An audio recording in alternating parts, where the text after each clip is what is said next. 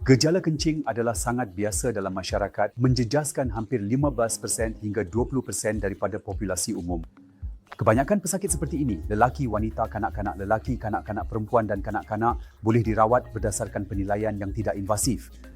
Namun terdapat beberapa pesakit yang tidak memberi respons yang baik terhadap rawatan atau yang mempunyai masalah lain yang berlaku serentak sehingga memerlukan penilaian invasif untuk menentukan dengan tepat apa yang sedang berlaku pada tahap pundi kencing, dan cara terbaik untuk melakukannya adalah melalui kajian urodinamik video. Apa yang kita lakukan dalam urodinamik video?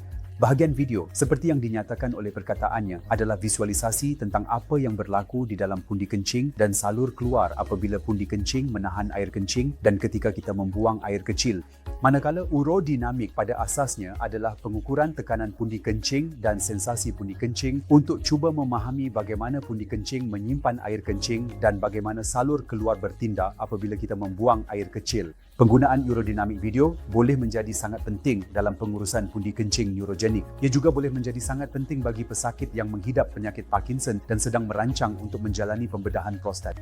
Sesetengah lelaki dengan penyakit Parkinson mungkin mempunyai keadaan seperti Parkinson yang langsung tidak memberi tindak balas terhadap prosedur pembedahan prostat, dan untuk membezakan kedua-dua keadaan ini memerlukan penggunaan video kerana urodinamik biasa atau standard gagal membezakan kedua-duanya.